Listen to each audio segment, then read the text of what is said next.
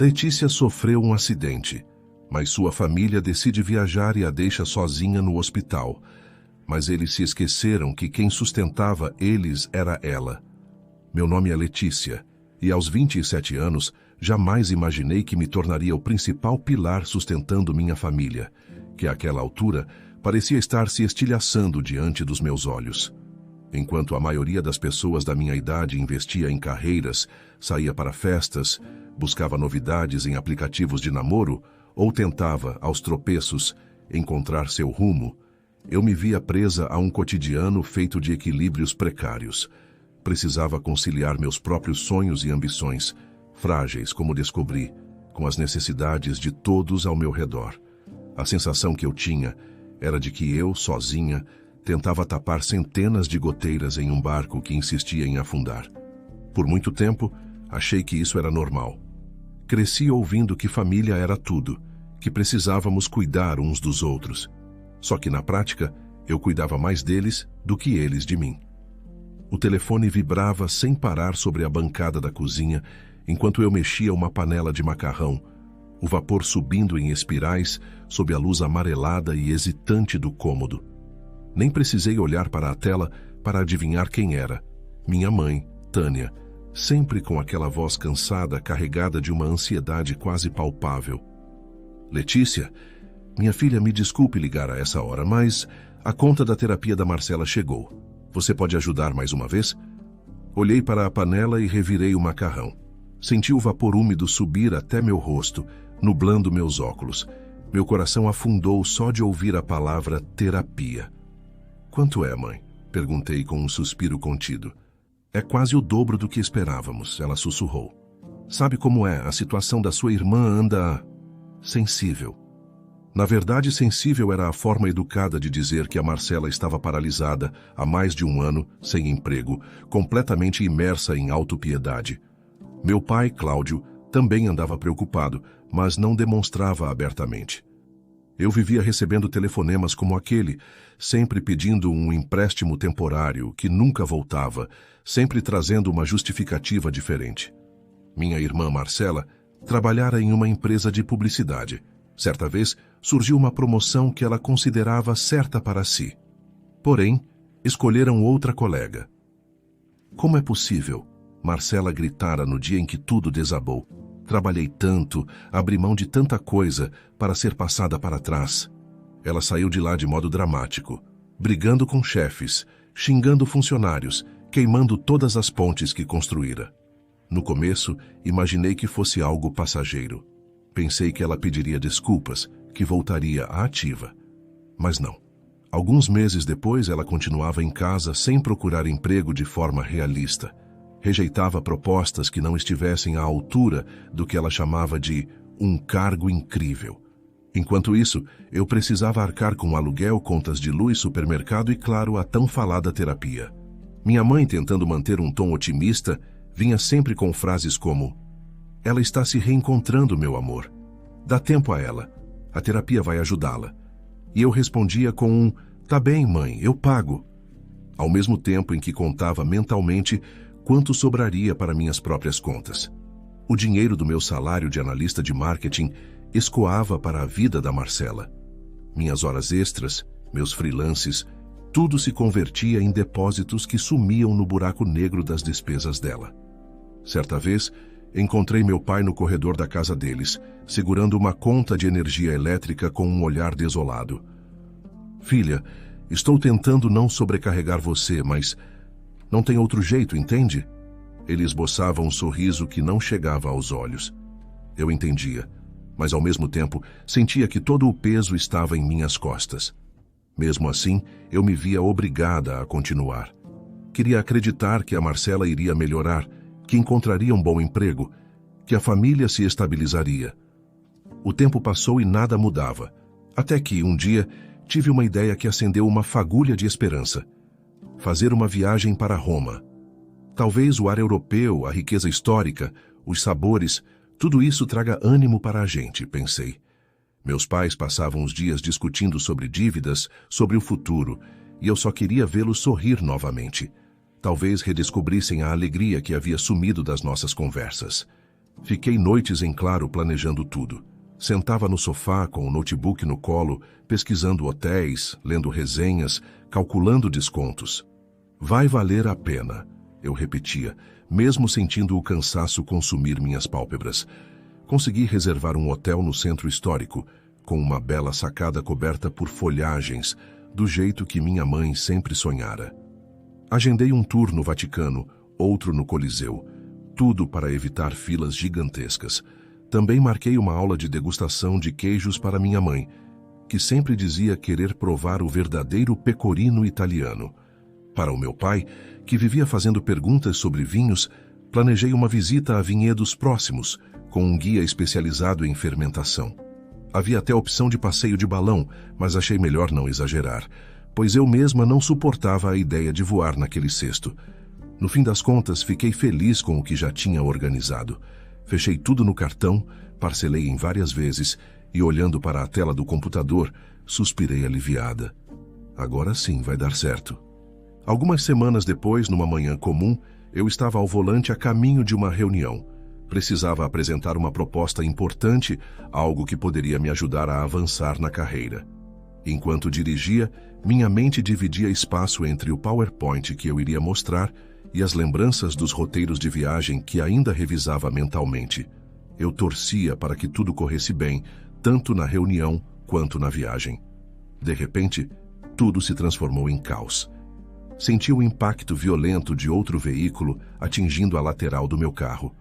O som metálico do choque foi ensurdecedor, seguido por estilhaços de vidro. Tentei gritar, mas sequer consegui entender o que estava acontecendo.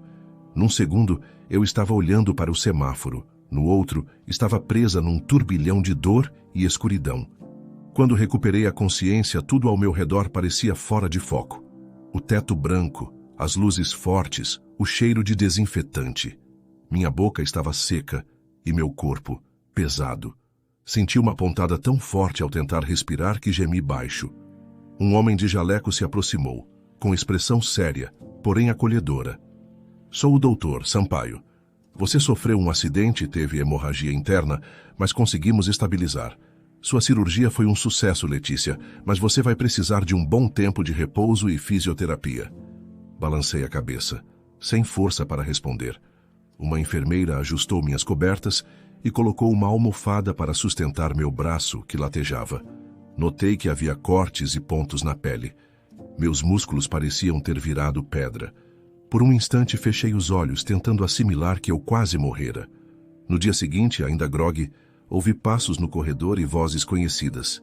Eram meus pais, Tânia e Cláudio. Abri os olhos, esperançosa de ver uma expressão de alívio, talvez um abraço, quem sabe um carinho na minha testa. Mas a conversa que veio em seguida me golpeou mais que o acidente. Filha, conversamos muito ontem e decidimos que vamos manter a viagem, sabe? Disse minha mãe, sem nem segurar minha mão. Seria um desperdício perder tudo agora.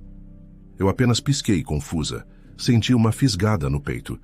Será que ela não havia entendido que eu estava presa a uma cama de hospital?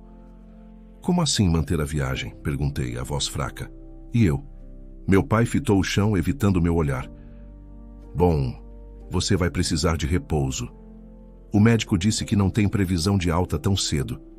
E a passagem está comprada. Suas reservas também. Ele limpou a garganta. Achamos melhor levar a Marcela no seu lugar. Naquele instante, algo dentro de mim se partiu. Meus pais estavam mais preocupados em não desperdiçar a chance de conhecer Roma do que com meu estado. Eu tentava encontrar palavras para responder, mas não conseguia. Tânia ainda explicou em tom quase frio. Agora não adianta mudar tudo, não é? Se perdermos o voo, não teremos reembolso e você vai precisar ficar aqui mesmo. E a Marcela já estava tão empolgada. Meus olhos ardiam e senti as lágrimas escaparem. Doía respirar, doía existir. Era como se todo o sacrifício que fiz fora ignorado. Na minha cama de hospital, cada parte do meu corpo doía, mas nada doía mais do que essa traição. Quando eles disseram que ainda viajariam e que o melhor era eu cuidar de tudo enquanto ficasse no hospital, senti um aperto no coração que nem a morfina parecia capaz de aliviar. Era como se eu estivesse presa a uma realidade paralela, onde minha dor não tinha importância alguma. Meu pai desviou o olhar, evitando meus olhos como quem foge de uma confissão difícil. Minha mãe manteve aquele semblante que gritava: "Não temos escolha", mas não disse nada diretamente. Marcela, por sua vez, continuou impecável, sentada numa cadeira ao lado da cama, de sobrancelhas arqueadas e celular em mãos, pesquisando os melhores lugares para tomar sorvete em Roma. Fiquei em silêncio, tentando entender como alguém podia agir com tanta frieza. Quase pude ouvir o estalo do meu coração se partindo, mas não deixei transparecer. Eles conversaram entre si sobre horários de voo, sobre o transporte até o aeroporto e sobre a previsão de clima na Itália. Sequer cogitaram o meu estado de saúde, nem me perguntaram se eu precisava de algo. Quando saíram do quarto, dizendo que passariam no dia seguinte para finalizar uns detalhes, permaneci olhando para a porta fechada sem saber se deveria chorar ou gritar. Nos dias que se seguiram, fiquei sozinha, afundada em pensamentos sombrios. Em alguns momentos, pensava em ligar para um amigo, mas não queria impor meus dramas a mais ninguém. Em outros, só observava as linhas pálidas do lençol e as paredes sem vida do quarto hospitalar. Qualquer movimentação brusca me fazia sentir pontadas fortes nas costelas, e a tontura ainda me acompanhava por conta dos medicamentos. Certa tarde, recebi a visita de uma profissional que passou a me marcar profundamente, a enfermeira Celina. Ela tinha uma voz firme, os cabelos presos em um coque bem apertado e um jeito de andar que lembrava uma professora exigente. Entrou com determinação no quarto, segurando uma prancheta e me encarando de modo sério. "Boa tarde, Letícia. Como está o desconforto hoje?" perguntou, aproximando-se da cama. Respondi que sentia dor moderada e, ao tentar me mexer, tive um espasmo que me fez apertar o lençol com força. Ela se inclinou para me ajudar a ajeitar o travesseiro, sem exibir o menor traço de hesitação ou pena. "Se exagerar nos movimentos, vai atrasar sua recuperação", alertou, lançando um olhar incisivo. "Aqui não é lugar para provar resistência. Temos fisioterapia programada, mas tudo no tempo certo." Assenti, já sem energia para discutir. Aquele jeito meio durão dela, porém, trazia alguma segurança em meio ao caos que havia tomado conta da minha mente. Enquanto a estadia se estendia, minha mãe passou a ligar freneticamente, sempre com urgências de última hora. "Letícia, você pode verificar se a conta de luz foi paga?" Ela pedia em tom quase autoritário, como se eu estivesse num escritório e não numa cama hospitalar. Em outra chamada, exigiu que eu me lembrasse de contratar alguém para regar as plantas, pois a vizinha não queria mais fazer isso de graça. "Eu estou internada, mãe", rebati em certa ocasião, ainda com a voz fraca. "Acha mesmo que posso resolver essas coisas agora?" "Claro que pode. Ligue para alguém, peça ajuda, mas resolva", insistiu ela, num tom que transbordava impaciência. Desliguei o telefone com mãos trêmulas. Senti um cansaço me invadir, como se eu estivesse correndo numa maratona sem linha de chegada. Precisava de paz, de silêncio, de um pouco de empatia. Era pedir demais? No dia em que eles estavam prestes a embarcar rumo a Roma, me peguei encarando o teto e refletindo sobre tudo o que havia feito até ali. Fui eu quem planejara cada detalhe daquela viagem, desde a reserva no Hotel Boutique, passando pelos ingressos furando fila no Coliseu, até a aula de degustação de queijos para minha mãe.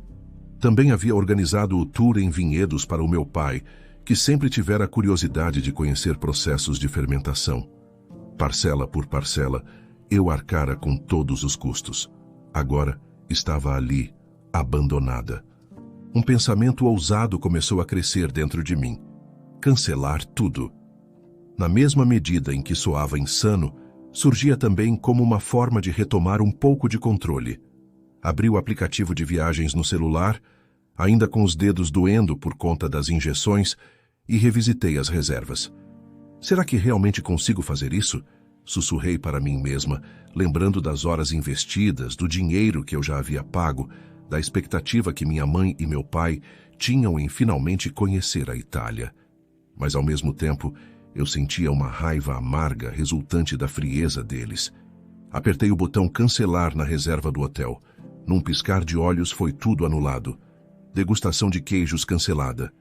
Tour do Coliseu cancelado. Voo de volta cancelado. O coração batia acelerado enquanto eu executava cada clique. Quando finalizei, olhei para a tela apagando as confirmações, sentindo-me estranhamente mais leve e também assustada. Horas depois, já exausta, deitei a cabeça no travesseiro e deixei que a medicação contra a dor fizesse efeito.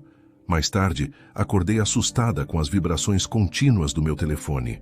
Mensagens explodiam na tela, chegando em sequência frenética. Marcela havia descoberto o que eu fizera e me xingava em caixa alta. Você é egoísta, imatura, tá louca? Minha mãe enviava áudios angustiados. Pelo amor de Deus, corrija isso agora, estamos sem hotel. E meu pai apareceu com textos lacônicos, exigindo uma solução imediata. Rolei as mensagens sem responder, sentindo uma adrenalina difícil de descrever. Parte de mim tremia de medo, outra parte experimentava um alívio quase surreal, como se tivesse rompido correntes que me amarravam havia anos.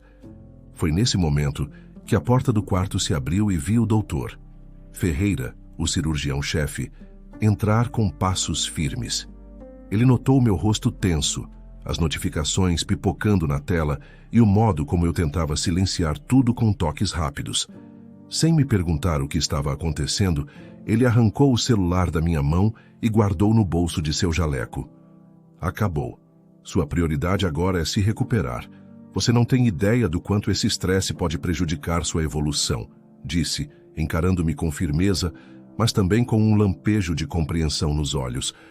Mas, doutor, balbuciei sem saber se ficava zangada ou aliviada. Meu celular. Ele levantou uma das sobrancelhas, já se virando para sair. Letícia, você passou por cirurgias sérias e ainda vai encarar sessões de fisioterapia. Não posso autorizar que você se esforce desse jeito. Quando estiver mais estável, devolvo o telefone. Fiquei sem reação, observando o rastro de seu perfume no ar enquanto ele sumia no corredor. Um pedaço de mim queria gritar para ter o celular de volta, mas outro pedaço agradecia por estar livre daquele bombardeio de cobranças. Nos dias que sucederam essa cena, voltei a fechar os olhos sem a preocupação de mensagens surgindo a cada minuto. A rotina hospitalar se tornou minha única preocupação. Médicos verificando minha pulsação, enfermeiros trocando bolsas de soro e anotando valores de pressão arterial. Celina advertindo sobre qualquer deslize que pudesse atrasar o processo de cura. Foi como estar imersa em um casulo de barulhos amortecidos, onde tudo o que importava era o próximo passo para a recuperação. Enquanto meu corpo se esforçava para cicatrizar, minha mente vagava por lembranças e pela imagem nítida do momento em que cancelei cada reserva. Eu me perguntava se tinha sido cruel, mas depois lembrava das vezes em que precisei suplicar por empatia e não recebi. Aquela confusão de sentimentos me acompanhou a cada exame de sangue, a cada troca de curativos, a cada dose de analgésico. Ainda recebia visitas pontuais de Celina, que sempre me dizia algo como: não faça nada além do que o médico permitir, entendeu? Quando me via tentando ficar de pé sozinha ou forçando algum movimento mais intenso. Ela era rigorosa, mas havia um traço de cuidado em seu tom. Talvez fosse a primeira pessoa em muito tempo que realmente enxergava minha fragilidade e tentava me manter protegida. Sem o telefone, tudo de fato ficou mais silencioso. E embora eu tivesse momentos de angústia, também pude vivenciar a calmaria de não estar à mercê do controle familiar. Nas horas livres, eu me deixava afundar no travesseiro, ouvia as batidas rítmicas das máquinas e, mesmo assustada com o futuro, sentia uma trégua mental. Não havia mais gritos do outro lado da linha, nem longas listas de problemas para eu resolver. Havia apenas o tic-tac do relógio e o ar rarefeito de um hospital, onde as dores físicas se misturavam a um profundo cansaço emocional. Recolhi-me numa concha de remédios, soro e exames, saboreando um raro momento de distanciamento. O que me surpreendeu no meio desse caos foram as visitas de colegas de trabalho, pessoas que eu nunca imaginei que se importariam tanto comigo. Logo que voltei do centro cirúrgico, ainda grogue por causa dos analgésicos, escutei uma voz animada no corredor, perguntando ao enfermeiro se já podia entrar. Era a Paula, do marketing, equilibrando um copo de café fumegante nas mãos. Ela abriu a porta devagar, cuidando para não fazer barulho, e me olhou com um sorriso. Trouxe café de verdade, anunciou erguendo o copo como se fosse um troféu. Precisei subornar a atendente da lanchonete aqui do lado para não colocar aquele café horrível de máquina. Senti o aroma delicioso se espalhando pelo quarto e me emocionei. Nunca fomos próximas, mas ali estava ela, dedicando parte do dia para me trazer algo tão simples e ao mesmo tempo tão reconfortante. Enquanto Paula me entregava o copo, dizendo que eu precisava tomar cuidado para não me queimar, percebi que não estava tão sozinha quanto imaginava. Pouco depois, Luciana e Diogo, também do meu departamento, chegaram trazendo revistas, histórias sobre as trapalhadas no escritório e fofocas engraçadas que me arrancaram sorrisos. Luciana sentou na poltrona, folheando uma revista de celebridades e comentando: "Você não acredita, Letícia, o que aconteceu na última reunião de pauta." Diogo derrubou o café em cima da apresentação e tentou fingir que foi arte conceitual. "Ei", protestou Diogo, erguendo as mãos como se rendesse. "Eu juro que foi sem querer. Mas confesso que o pessoal levou na brincadeira. Você faz falta lá, todo mundo comenta." E quando achei que o quarto já estava cheio, Renato, do financeiro, apareceu sem cerimônia, trazendo uma torta de chocolate enorme. "Achei que um doce ia te animar", disse ele, colocando a caixa sobre a mesinha ao lado da cama. "Nunca me esqueci de quando você me ajudou a entender aquele relatório complicado, sem cobrar nada. Agora é minha vez de retribuir." Foi surreal receber todo aquele carinho. Eles se revezavam em turnos, aparecendo praticamente todos os dias, dizendo que eu era a cola que mantinha tudo funcionando no setor e que agora era hora de eles cuidarem de mim. A cada visita eu sentia o coração aquecido por perceber que havia pessoas dispostas a estender a mão de forma genuína, sem me culpar, sem exigir nada em troca. Minha chefe, ou melhor, meu chefe direto, Sr. Freitas, telefonou pelo ramal do hospital para dizer que a empresa cobriria todos os meus custos médicos, já que o acidente ocorrera em horário de trabalho, a caminho de um cliente. Falou até em indenização, coisa que eu jamais esperaria, pois sempre ouvi que a empresa era rígida com gastos.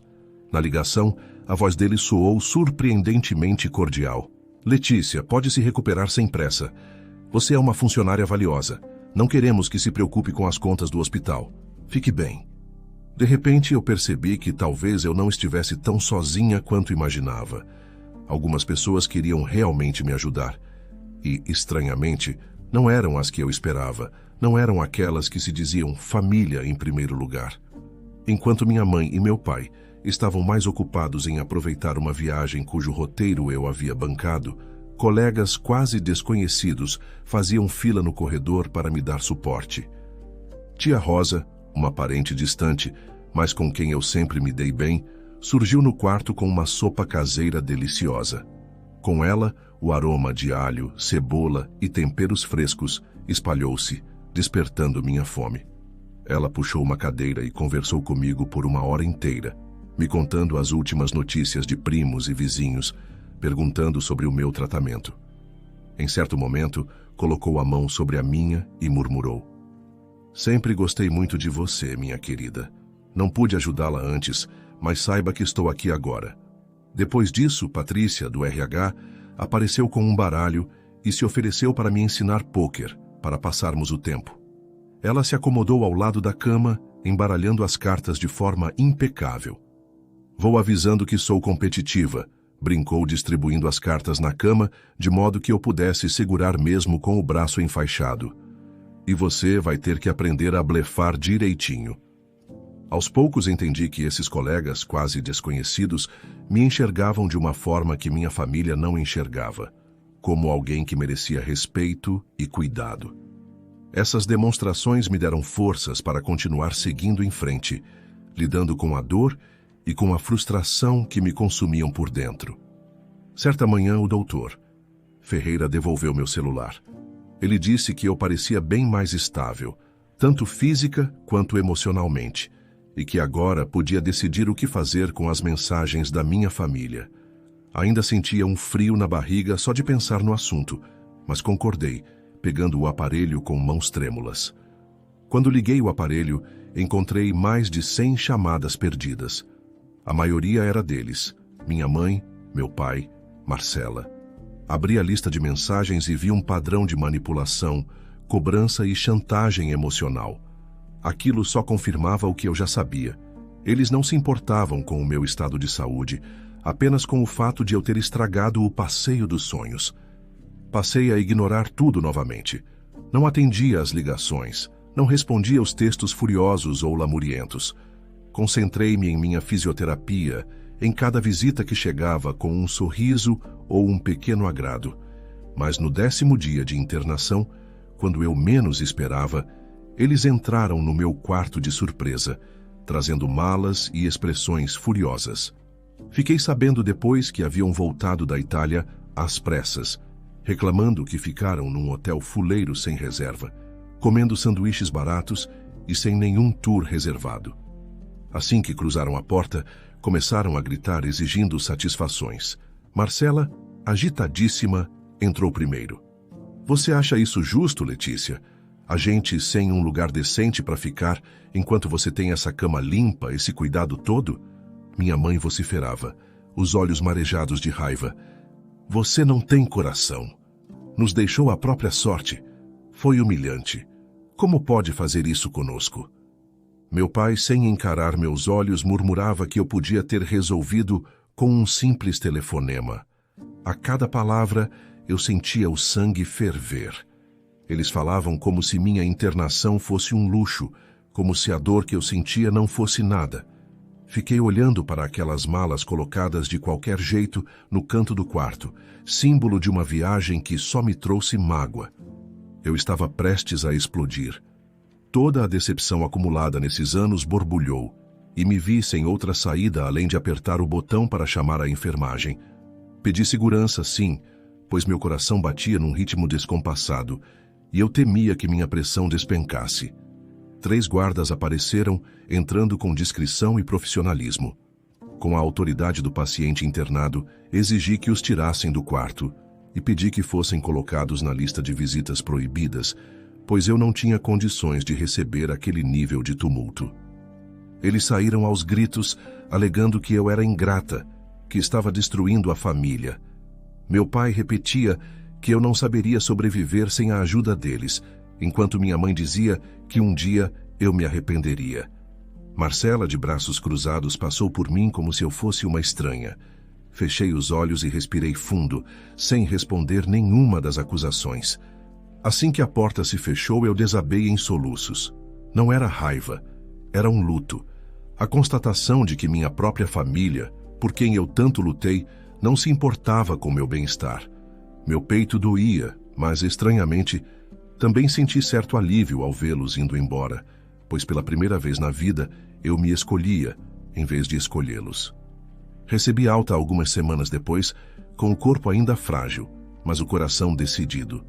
Embora eu estivesse cansada, era impossível negar a sensação de vitória ao deixar o hospital.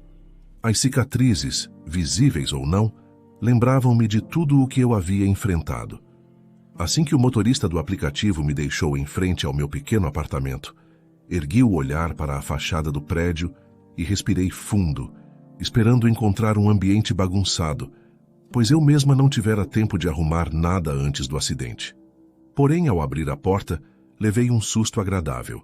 Percebi que meus colegas de trabalho tinham passado por lá. A sala estava limpa, sem nenhuma poeira nos móveis, e a cozinha brilhava de tão organizada. Ao entrar, notei um vaso de flores amarelas no centro da mesa que exalava um perfume suave. A geladeira, normalmente vazia após semanas sem uso, estava abastecida com frutas, sucos e até alguns potes rotulados com meu nome. Pousei minha mala no canto e fiquei parada com os olhos marejados.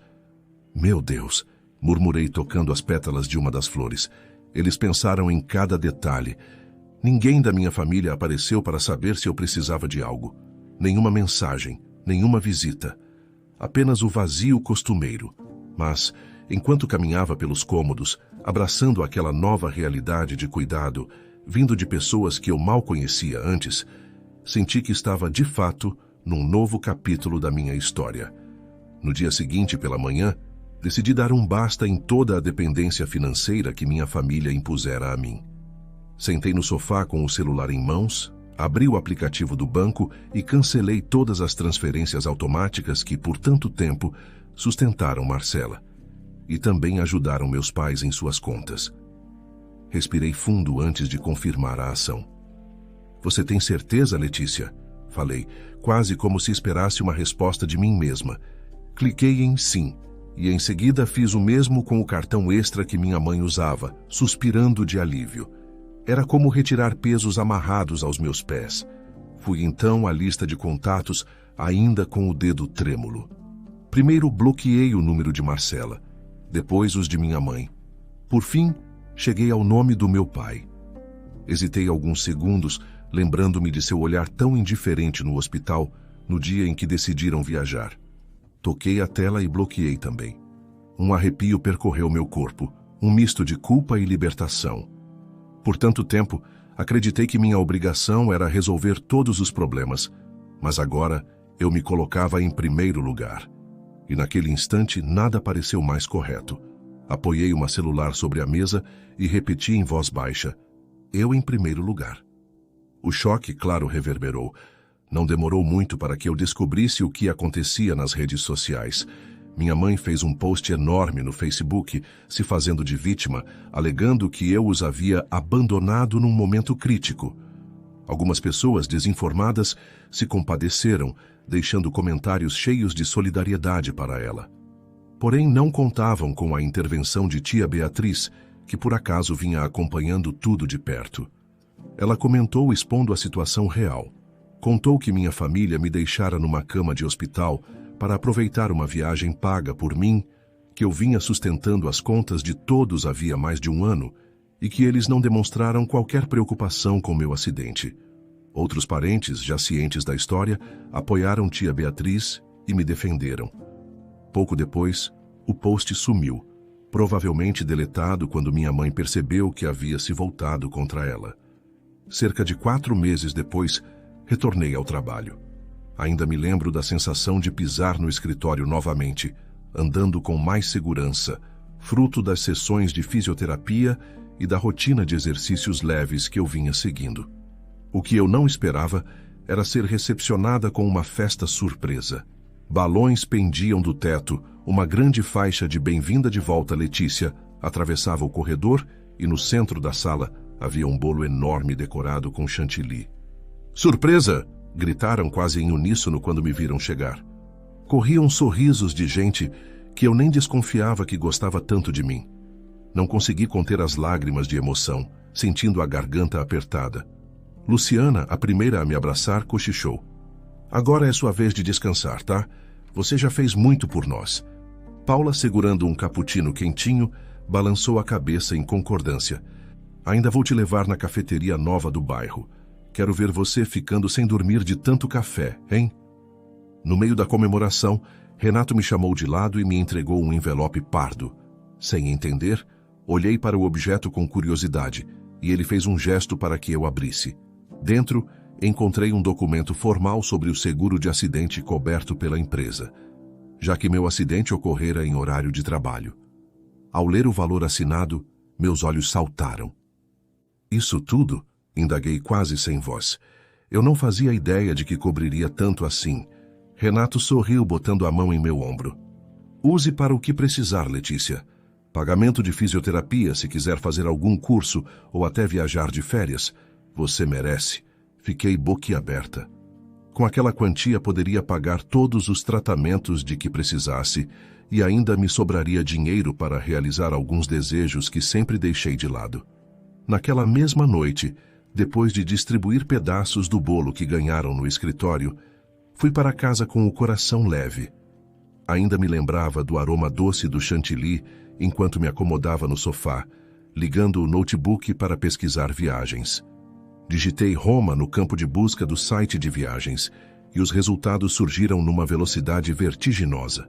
Um friozinho percorreu meu estômago ao imaginar, de novo, as ruas de paralelepípedos, as fachadas antigas, o aroma de pizza e a energia única da Itália. A diferença era que dessa vez eu não levaria ninguém. Bastava a mim mesma. Escolhi um pequeno hotel charmoso, o mesmo que eu havia reservado antes, e fechei um pacote único, sem data definida, mas com a opção de viajar assim que terminasse meu tratamento. Concluí a compra e coloquei o notebook de lado, tomando um gole de água para me acalmar. Não era uma fuga, nem uma vingança. Era simplesmente um presente para mim mesma, um direito que me concedi depois de tanto tempo vivendo em função dos outros. Vai ser incrível, sussurrei fechando os olhos. Na minha imaginação, já me via provando gelatos, visitando igrejas históricas e erguendo uma taça de vinho ao pôr do sol em algum vinhedo romano. Meu coração se encheu de esperança. De vez em quando meu telefone ainda pisca com mensagens de números desconhecidos, tentativas de contato da minha mãe ou do meu pai e algumas de Marcela também. Mas eu não atendo. Abro a tela, leio a notificação e apago antes mesmo de considerar responder. Não há raiva, apenas um vazio onde antes eu acreditava que havia amor incondicional. Foi doloroso perceber que, para eles, eu era somente um recurso, alguém que se sacrificaria sem limites. Quando deixei de suprir suas carências, passei a ser a vilã. E se é para ser a vilã na história deles, que assim seja. Eu finalmente escolho ser a heroína da minha própria vida. Afastar-me deles foi como emergir após muito tempo debaixo d'água, sentindo o ar puro encher meus pulmões. Passei a dar valor às pessoas que me deram colo sem pedir nada em troca, a enxergar que família pode ser muito mais do que laços sanguíneos. Nos meus momentos mais sombrios, quem me sustentou foram os amigos, os colegas de trabalho e aquela tia de quem eu quase não falava, mas que apareceu no hospital com uma sopa caseira e um coração generoso. Ainda lembro do doutor Ferreira levantando a sobrancelha ao desligar meu celular na cara da minha mãe, exigindo que me deixassem repousar. Foi a primeira vez que alguém de fora se colocou do meu lado de forma tão clara. E quando me vi livre das amarras que me prendiam àquele ciclo de exigências familiares, percebi que minha vida poderia, de fato, seguir por um caminho de paz, desde que eu me respeitasse antes de tudo. Hoje estou consolidada no trabalho. Recebi até uma promoção, fruto do meu esforço mesmo após o acidente. Mantenho fisioterapia e exercícios na academia de forma leve, curtindo dias mais tranquilos, sem tanta pressão externa. Descobri o prazer de ler ao entardecer, sem precisar economizar meu dinheiro no supermercado para pagar contas de terceiros. E em breve estarei embarcando para Roma. Quero provar todos aqueles queijos, tomar vinhos, caminhar pelas ruínas que me fascinam. Mas, sobretudo, brindar a minha própria vitória sobre os meus medos. Quando entro no quarto e vejo minha mala, penso em como cada detalhe dessa viagem será uma celebração. Quando eu estiver no Coliseu, vou lembrar que aprendi, da forma mais dura, que o principal pilar que devo sustentar é a mim mesma. Quando eu estiver naquela sacada cercada de eras, com uma xícara de expresso nas mãos, vou me dar conta de que tudo o que passei foi uma prova de fogo. Quase me perdi tentando satisfazer quem jamais me valorizou, mas superei. E agora, cada ruína antiga de Roma, cada gole de vinho ou partícula de história que eu tocar, será um lembrete de que renasci dos meus próprios escombros. Olho para o meu celular por vezes e penso que há um passado que ainda lateja em mim. Mas me sinto forte. Excluo a foto de fundo que trazia uma imagem de todos nós. Eu, Marcela, minha mãe e meu pai, com sorrisos congelados. Troco por uma imagem de um mapa mundi, representando meu desejo de conhecer o mundo além dos limites que um dia me foram impostos. Eu poderia carregar ressentimentos, mas optei por levar apenas a certeza de que estou melhor assim. Fecho a mala, desligo as luzes do quarto e me preparo para uma nova etapa. A vida me ensinou de maneira dura que relacionamentos não podem se firmar em obrigação, medo ou chantagem. Também me ensinou que família é muito mais sobre quem realmente se importa. Não sei quando ou se vou falar com minha família biológica de novo. Talvez se arrependam, talvez não. Mas isso deixou de ser o meu problema. Agora meu único foco é cuidar de mim, amar quem me ama, agradecer a quem me apoiou e, acima de tudo, viver. quando eu decolar rumo à Itália, não vou levar culpa, nem vergonha, nem medo. Levarei apenas minha mala, os documentos e a expectativa de momentos incríveis. E quando pisar nas ruas de Roma, respirando aquele ar histórico, a cada passo vou lembrar: ninguém além de mim mesma pode me dizer o quanto valho. E assim, contando minha própria história, encerro este ciclo. Já não sou mais a menina que bancava a família inteira a qualquer custo. Sou a mulher que se libertou das correntes que ela mesma acreditava que deveria suportar. E se me perguntarem como estou agora, respondo: estou finalmente livre.